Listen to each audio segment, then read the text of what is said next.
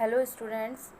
BA द्वितीय वर्ष के प्रथम प्रश्न पत्र के अंतर्गत हम दिल्ली सल्तनत की स्थापना के बारे में चर्चा कर रहे थे और हमने ये जाना कि किस प्रकार से कुतुबुद्दीन ऐबक द्वारा भारत में दिल्ली सल्तनत की स्थापना की गई, इल्तुतमिश द्वारा उसको सुदृढ़ता प्रदान की गई।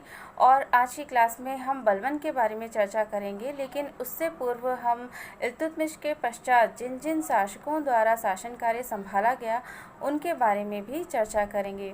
तो इल्तुतमिश ने अपना जो उत्तराधिकारी था वो अपनी पुत्री रजिया को मनोनीत किया था और वो एक बहुत ही योग्य महिला थी, क्योंकि उसका जो सबसे बड़ा पुत्र था नासिरुद्दीन महमूद, जो कि लखनौती का शासक भी था, उसकी मृत्यु हो चुकी थी। तो जब इल्तुतमिश की 1236 ईस्वी में मृत्यु हुई तो तुर्क अमीरों ने रजिया को सुल्तान बनाना अस्वीकार कर दिया, क्योंकि वो एक स्त्री थी। और यही वजह है कि जो इल्तुतमिश का छोटा पुत्र था रुकनुद्दीन फिरोज शाह, उसकी माता शाह तुर्कान ने तुर्क अमीरों के साथ षड्यंत्र रचकर उसे सुल्तान घोषित कर दिया। तो जो शाह तुर्कान थी, अब वो सत्ता जो थी वो उसी के हाथों में थी, क्योंकि रुकनुद्दीन फिरोज शाह एक अक्षम और दुर्बल व्यक्ति था और सदैव भोग विलास में ही लिप्त रहता था।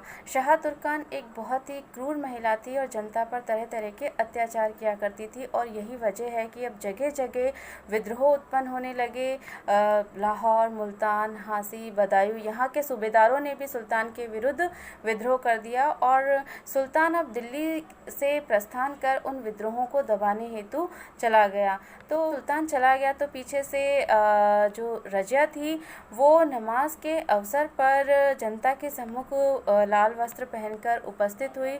लाल वस्त्र न्याय की मांग का प्रतीक था और उसने ये घोषणा की कि अगर जनता उसे अपना सुल्तान स्वीकार कर लेगी तो वो संपूर्ण राज्य में शांति और सुरक्षा स्थापित कर देगी। और साथ ही साथ उसने जो शाह तुर्कान के अत्याचार थे उनका बखान भी जनता के समक्ष किया। तो जनता ने क्रुद्ध होकर शाह तुर्कान को घेर लिया, उसको कैद कर लिया और जो रजिया थी उसको अपना सुल्तान स्वीकार कर लिया।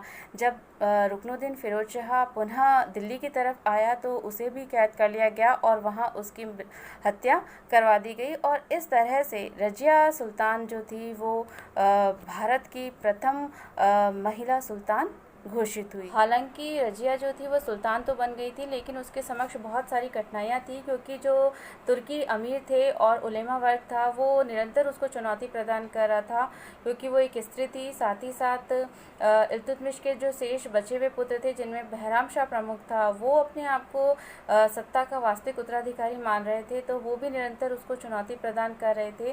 तो रजिया ने अपनी पद और प्रतिष्ठा को बढ़ाने के लिए कुछ कार्य किए। उसने पूर्व सुल्तानों की भांति ही दरबार लगाना प्रारंभ किया और जनता की फरियाद उसने सुनना प्रारंभ किया। उसने कुबा और कुल्हा पहनना शुरू किया और पर्दा को बुरी तरह से त्याग दिया। इसी तरह से उसे शिकार खेलना और घुड़सवारी करना भी पसंद था। तो इसके जो ये कार्य थे, इन कार्यों से जनता बहुत प्रभावित हुई और उसे अपना वास्तविक सुल्तान समझने लगी। और रजिया द्वारा प्रशासन पर अपनी पकड़ मजबूत बनाने हेतु भी बहुत सारे कार्य किए गए। और उसने क्या किया कि जो वफादार गैर तुर्की थे उनको भी महत्वपूर्ण पदों पर नियुक्त किया।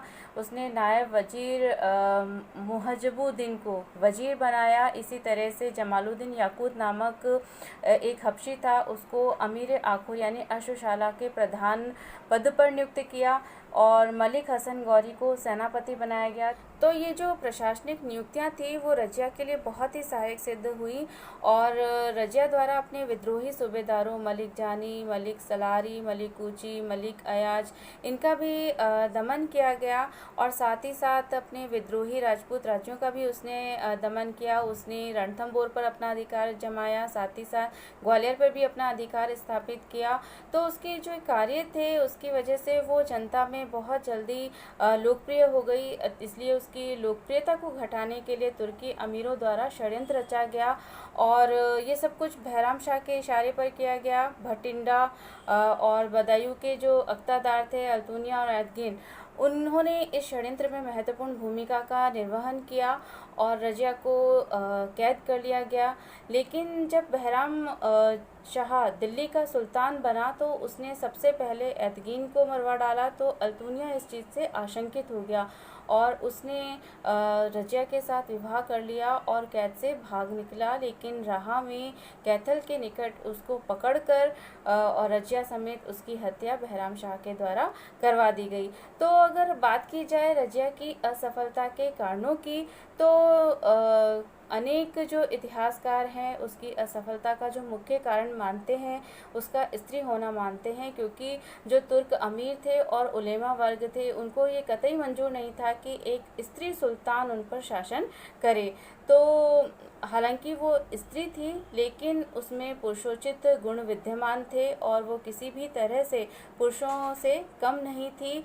और तत्कालीन जो कठिन परिस्थितियां थी और एक तरह से तुर्क अमीरों और उलेमा वर्ग का विद्रोह जो था वो ही उसकी असफलता का मुख्य कारण माना जा सकता है। तो हम ये कह सकते हैं कि जो रजिया सुल्तान थी वो एक अच्छी प्रशासिका थी और प्रशासन के समस्त अनुभव उसके पास थे, समस्त गुण उसके पास थे, लेकिन चूंकि वो एक स्त्री थी और साथ ही साथ उसको अनेक तरह के विद्रोहों का सामना करना पड़ा, विरोधों का सामना करना पड़ा, इसी वजह से उसे असफलता प्राप्त हुई। तो रजिया द्वारा 1236 से लेकर 1240 ईस्वी तक दिल्ली सल्तनत का शासन कार्य संभाला गया।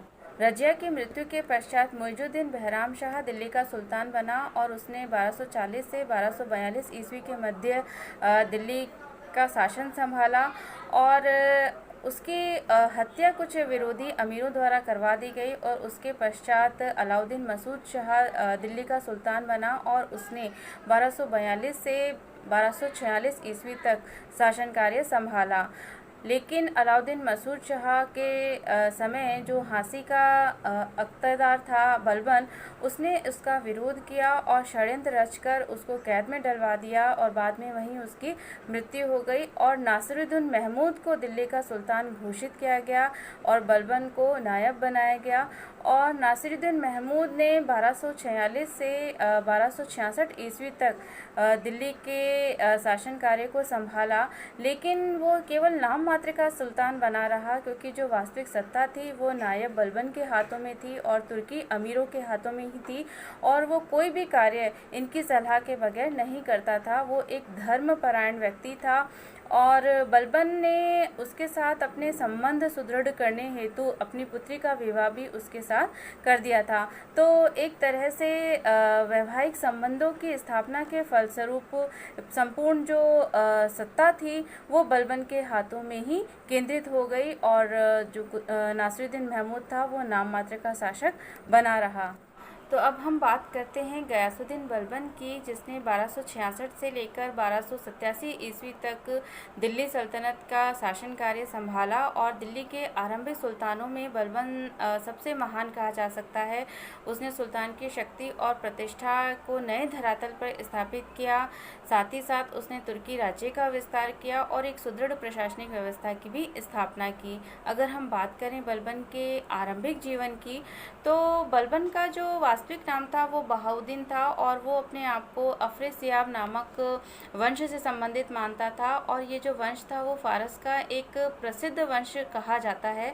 लेकिन इसकी पुष्टि के लिए हमारे पास स्पष्ट प्रमाण मौजूद नहीं है और अधिकांश जो इतिहासकार हैं वो ये मानते हैं कि बलबन इल्बरी तुर्क जनजाति के थे और उसका जन्म एक बहुत ही संपन्न परिवार में हुआ था और उसके पिता या पितामह एक इल्बरी तुर्कों के बहुत बड़े कबीले के मुखिया थे। लेकिन दुर्भाग्यवश बलबन को मंगोलों के आक्रमण का सामना करना पड़ा और मंगोलों ने उसे कैद करके बसरा में ले जाकर दास के रूप में बेच दिया।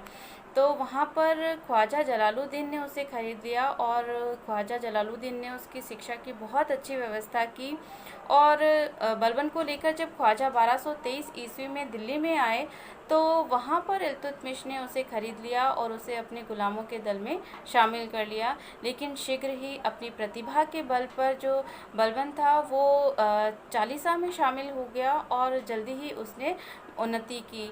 तो रज़िया ने सुल्तान बनने के पश्चात बलबन को अमीर शिकार के पद पर नियुक्त किया, लेकिन रज़िया के समय जो सत्ता संघर्ष हुआ था उसमें बलबन ने बहराम शाह का पक्ष लिया था और अमीर आखूर का पद फिर उसको दे दिया गया था और उसे रेवाड़ी और हांसी की जागीर भी दी गई। सुल्तान अलाउद्दीन मसूद शाह के शासनकाल में बलबन को अमीर हाजिब का पद दिया गया था और इसी समय उसने मंगोलों को पराजित किया और उसने उच्च पर अधिकार भी स्थापित कर लिया। तो इससे जो बलबन की शक्ति और प्रतिष्ठा थी वो बहुत अधिक बढ़ गई। उसने बाद में जाके मसूद शाह को अपदस्थ किया और नासिरुद्दीन महमूद को गद्दी पर बिठाया और एक तरह से दिल्ली सल्तनत की जो वास्तविक सत्ता थी अब उसके हाथों में ही केंद्रित